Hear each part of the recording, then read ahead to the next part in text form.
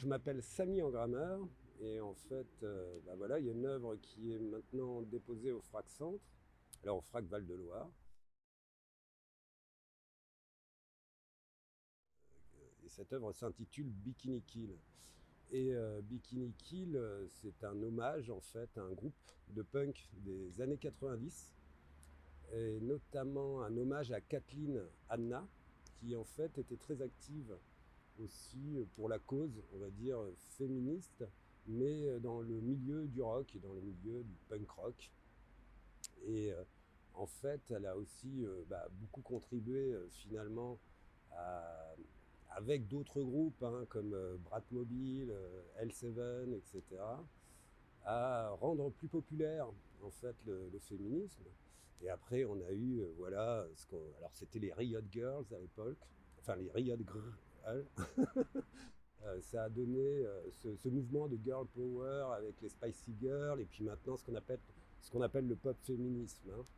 Mais sans elle, il y aurait sans doute, alors il y aurait peut-être plus ce mouvement, mais euh, peut-être pas de manière aussi percutante en fait. Moi, je viens un peu des années 80 et en fait, j'ai plutôt été nourri à la culture, on va dire, New Wave, punk, etc.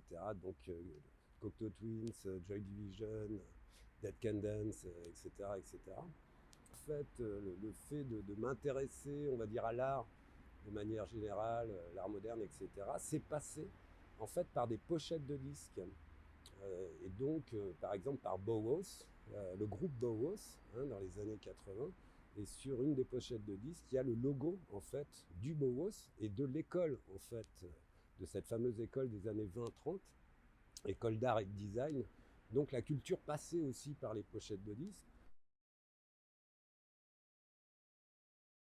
Et je crois que ce mouvement, en fait, le mouvement punk a vraiment à la fois rendu populaire bah, l'art, hein, et une certaine culture savante propre à une culture universitaire et notamment se rapportant au féminisme, hein, par exemple. Et ça, voilà, donc ça c'est cette pièce-là en fait qui est derrière, c'est vraiment un hommage finalement, autant évidemment à Bikini Kill, hein, et autant, on va dire, au mouvement punk et qui est encore toujours très actif en fait.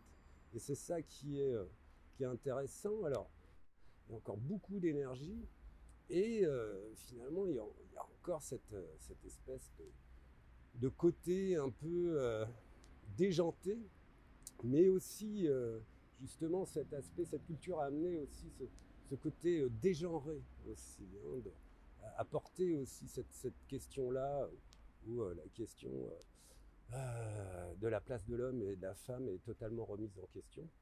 Et remise en question à tous les niveaux, voilà, en termes de projet artistique en fait. Et c'est ça qui est vraiment très très chouette.